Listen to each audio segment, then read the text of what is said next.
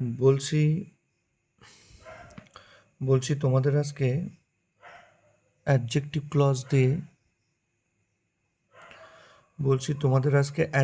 Clause দিয়ে হ্যাঁ দুটি সিম দুটি মানে সেন্টেন্সকে কমপ্লেক্স সেন্টেন্সে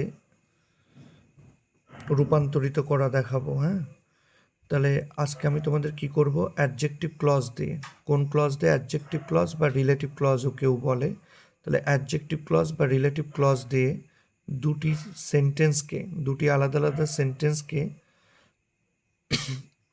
কমপ্লেক্স সেন্টেন্সে রূপান্তরিত করা দেখাবো। এখানে যেটা মনে রাখতে হবে, যদি ইট থাকে তাহলে কিন্তু তোমাকে সেই জায়গাতে হুইজ ব্যবহার করতে হবে। ইট থাকলে কি? হুইজ ব্যবহার করতে হবে। যদি কোথাও হি থাকলে হু ব্যবহার করতে হবে। হি বা শি থাকলে হু ব্যবহার করতে হবে। তাহলে হি বা শি থাকলে কি ব্যবহার করতে হবে? হু ব্যবহার করতে হবে।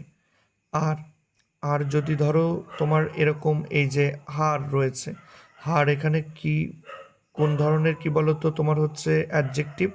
এটা হচ্ছে প্রসেসিভ অ্যাডজেক্টিভ। হারটা হচ্ছে প্রসেসিভ অ্যাডজেক্টিভ। তাহলে তোমাকে কি করতে হবে? হুয়েরও পসেসিভ অ্যাডজেক্টিভ ভাবতে হবে। হুয়ের পসেসিভ অ্যাডজেক্টিভ কি? হুজ। হুয়ের পসেসিভ অ্যাডজেক্টিভ কি? হুজ।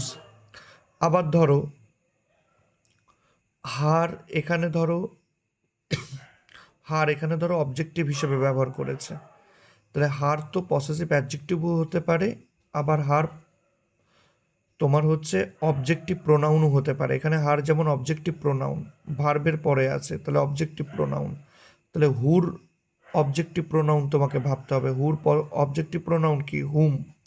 এরকমভাবে তাহলে মোটামুটি সবার আগে কি জিনিসটা মনে রাখবো? ইট থাকলে হুইস, আর যদি হি বা শি থাকে তাহলে আমাকে হু ব্যবহার করতে হবে। আর যদি জায়গা বুঝাই তাহলে কনজাংশন হিসেবে আমরা হোয়ার নিয়ে আসব। তাহলে দেখো, এখানে রয়েছে ইট। ইটটা কাকে বোঝাচ্ছে? ইটটা বোঝাচ্ছে স্কুলকে। এই ইটটা বোঝাচ্ছে স্কুলকে। This is the school my grandfather built it. তাহলে ইটটা কাকে বোঝাচ্ছে? স্কুলকে। তাহলে স্কুলের পরে আমরা হুইজ দিয়ে করব। তাহলে দেখো, দিস ইজ দ্য স্কুল, আগে এটা লিখে নিয়েছে। দিস ইজ দ্য স্কুল আগে এটা লিখতে হবে। দিস ইজ দ্য স্কুল লিখে এই ইটের জন্য হুইজ দেব। এবং হুইজটা কোথায় দিতে হবে? ইট যাকে বোঝাবে, ইটটা যদি স্কুলকে বোঝায়, স্কুলের পরেই তোমাকে হুইজ দিতে হবে। দেখো, স্কুলের পরেই হুইজ দিয়েছে, দিয়ে তারপর বাকি অংশ। My grandfather build, this is the school which my grandfather build. এরকম। এবার পরেরটা দেখো, হারটা কাকে বোঝাচ্ছে? হারটা বোঝাচ্ছে ওম্যানকে। হার কাকে বোঝাচ্ছে? ওম্যানকে। তাহলে হার যেহেতু ওম্যানকে বোঝাচ্ছে, তাহলে ওম্যানের পরেই আমাকে কনজাংশনটা দিতে হবে। এবার কোন কনজাংশন? এখানে কি আমরা হু দেব? না, যেহেতু হারটা পসেসিভ অ্যাডজেক্টিভ। হারটা কি? Possessive adjective. তাহলে হুর পসেসিভ অ্যাডজেক্টিভ কি? হুজ। তাহলে আমরা হুজ দেব। তাহলে আগে লিখে নাও, আই নো আ ওম্যান। তারপরে হারের জায়গা হুজ দিয়ে লিখতে হবে। Whose brother is a poet. Whose brother is a poet. দেখো, I know a woman whose brother is a poet. এবার তারপরে দেখো, এই 128-এ হিটা কাকে বোঝাচ্ছে? হিটা বোঝাচ্ছে পোয়েটকে। তাহলে পোয়েটের পরেই তোমাকে হু দিতে হবে। তাহলে Homer was a great poet. Homer was a great poet, এই পোয়েটের পরেই হু দাও। হিটা যেহেতু পোয়েটকে বোঝাচ্ছে, তাহলে পোয়েটের পরেই হু দাও। তাহলে হু দিয়ে জয়েন করে দাও। ওয়াজ ব্লাইন্ড, যখন জয়েন করব ফুল স্টপ কিন্তু হবে না। তাহলে Homer was a great poet who was blind. এবার তারপরে এখানে আরেকটা জিনিসও করতে পারো, সব থেকে যেটা ইম্পর্টেন্ট মনে রাখবা, হিটা বোঝাচ্ছে হোমারকে। তাহলে হোমারের পরে হু দিয়ে করলে কিন্তু সবচেয়ে ভালো হবে। হিটা যদি হোমারকে বোঝায়, হোমারের পরে হু দাও।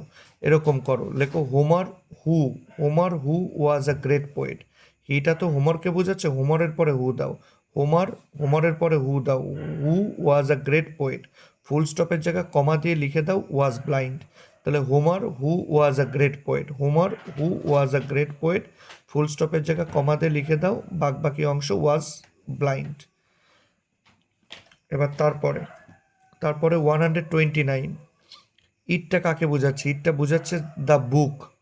হ্যাঁ, এই ইট, এখানে ইটটা বোঝাচ্ছে কিন্তু the বুককে।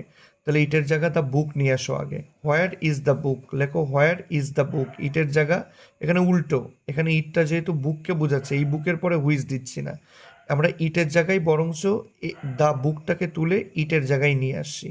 Where is the book, where is the বুক করেছি। এবার এই বুকের পরে হোয়ার ইজ দ্য বুক লিখে এই বুকের পরে তুমি হুইজ দিয়ে দাও, হুইজ দিয়ে বাকি অংশ লিখে দাও। আই লেফট দ্য বুক, বুকের জন্য তো আমরা দ্য বুকটাকে ব্যবহার করেছি, দ্য বুক আর দেবো না। Which I left yesterday, where is the book which I left yesterday. যেহেতু কোয়েশ্চেন মার্ক আছে লাস্টে, কোয়েশ্চেন মার্ক। পরেরটা দেখো, he did it, I know the reason. এখানে দ্য রিজন আছে, যদি একটু বোঝা না যায় বুঝে নাও, দ্য রিজন আছে, দ্য রিজন। রিজনের পরে কিন্তু আমরা হোয়াই দিই, রিজনের পরে আমরা কি দিই? হোয়াই। তাহলে দেখো, I know the reason, reason লিখে তারপরে হোয়াই দেবে। রিজন থাকলে তারপরে হোয়াই দিই, হোয়াই দিয়ে এবার প্রথম sentence. He did it, I know the reason, I know the reason, রিজনের পরে হোয়াই দিয়ে তারপর প্রথম সেন্টেন্স, হি ডিড ইট। এরপরেরটা দেখো, হিটা কাকে বোঝাচ্ছে? হিটা বোঝাচ্ছে দ্য বয়কে, হিটা বোঝাচ্ছে দ্য বয়কে। তাহলে হি যদি দ্য বয়কে বোঝায়, বয়ের পরে হু দিয়ে দাও, তাহলে দ্য বয়, তারপরে হু দিয়ে লেখো হু, তারপর বাকি অংশ কেম from Bangladesh, the boy who came from Bangladesh. তারপরে কমা, ফুল স্টপের জায়গায় কমা, কমা দিয়ে বাকি অংশ লিখে দাও। Is a Bengali, is a Bengali. তাহলে the boy who came from Bangladesh, full স্টপের জায়গায় কমা দিয়ে, হিটা তো আর হবে না, হির বদলেই তো আমরা হু ব্যবহার করে ফেলেছি। তাহলে হিটা বাদ দিয়ে বাকি অংশ ইজ বেঙ্গলি লিখে ফুল স্টপ। এবার এর পরেরটা হি কাকে বোঝাচ্ছে? হিটা কাকে বোঝাচ্ছে? হি বোঝাচ্ছে পোয়েটকে। এখানে হিটা কাকে বোঝাচ্ছে? এখানে এখানে হিটা কাকে বোঝাচ্ছে? হি বোঝাচ্ছে পোয়েটকে। তাহলে হি যেহেতু পোয়েটকে বোঝাচ্ছে, পোয়েটের পরে হু, মানে হি যেহেতু পোয়েটকে বোঝাচ্ছে, না হি বোঝাচ্ছে মিল্টনকে, sorry. Milton was a great poet, ভালো করে পড়ো। Milton was a great poet, Milton ছিলেন একজন মহান কবি।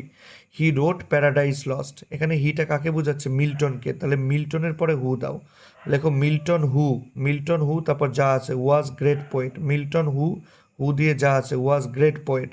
পরে ফুল স্টপের জায়গায় কমা দাও, কমা দিয়ে হিটা তো আর হবে না, হির বদলে তো হু ব্যবহার করে ফেলেছি।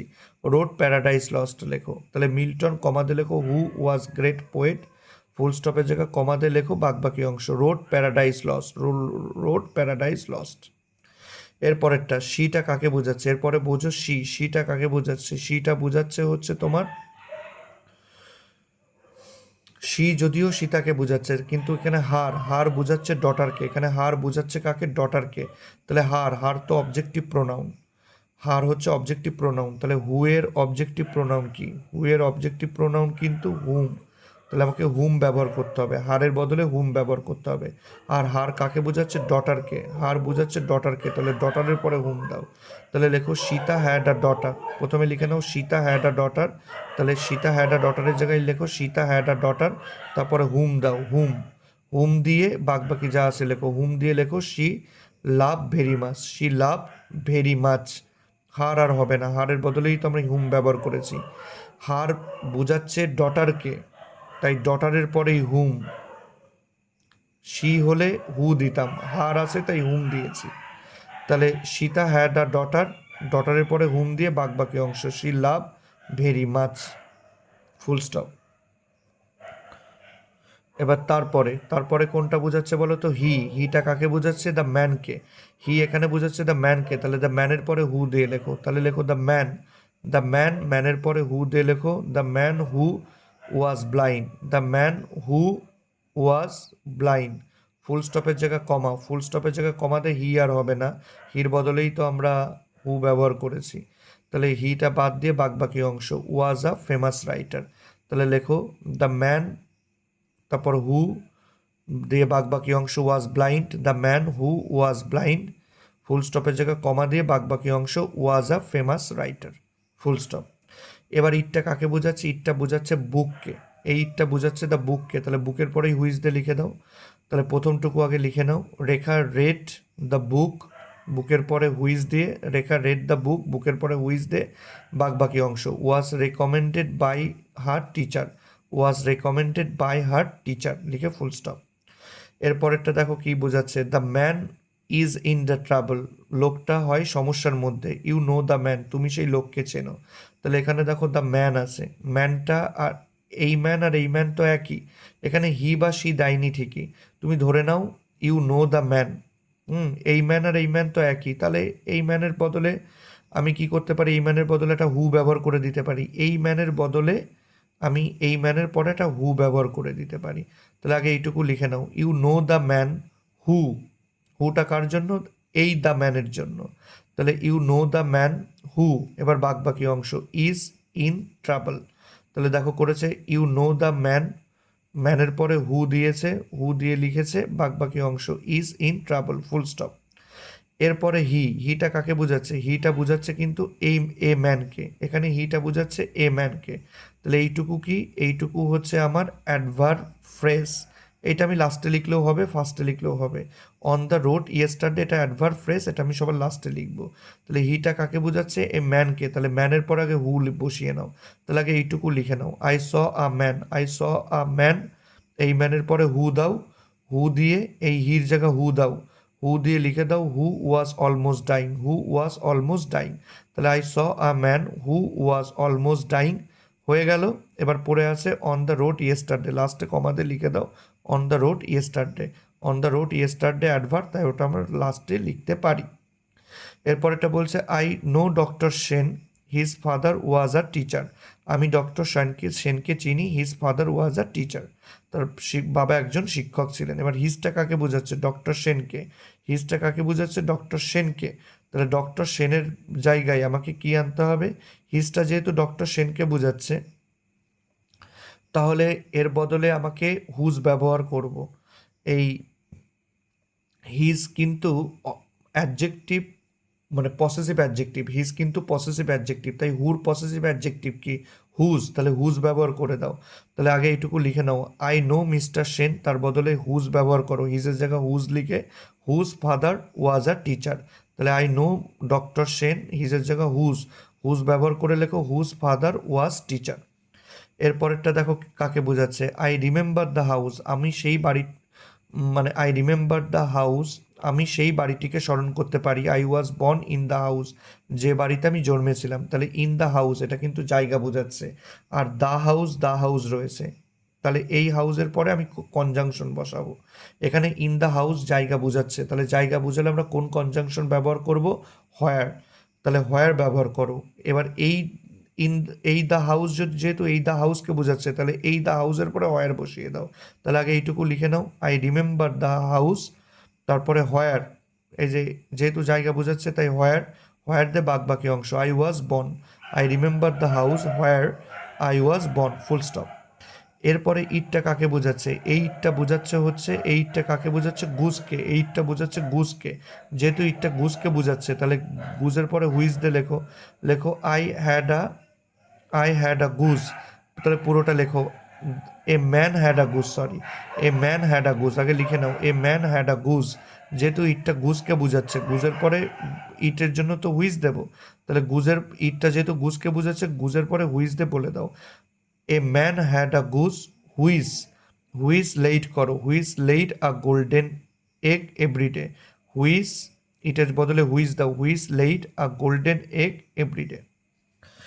এরপরেরটা দেখো, এরপরেরটা the man is very poor, his pocket was picked, এখানে হিজটা কাকে বোঝাচ্ছে, দ্য ম্যানকে, আর যেহেতু এটা পসেসিভ অ্যাডজেক্টিভ তাহলে হিজের বদলে হুজ ব্যবহার করব। এবার হিজটা যেহেতু বোঝাচ্ছে দ্য ম্যানকে, দ্য ম্যানের পরে হুজ, তাহলে দ্য ম্যান লিখেছি তারপর হুজ লিখেছি, দ্য ম্যান হুজ, তারপর এইটুকু লিখে দাও, হিজের বদলে তো হুজ, তারপর বাকি অংশ pocket, whose pocket was picked, মানে the man whose pocket was picked, বাকি অংশ ইজ ভেরি পোর, তাহলে দ্য ম্যান সেই লোকটি, হুজ পকেট ওয়াজ পিকড, যার পকেট মারা গেছে সেই লোকটি, বাকি ইজ ভেরি পোর হয় খুবই গরিব।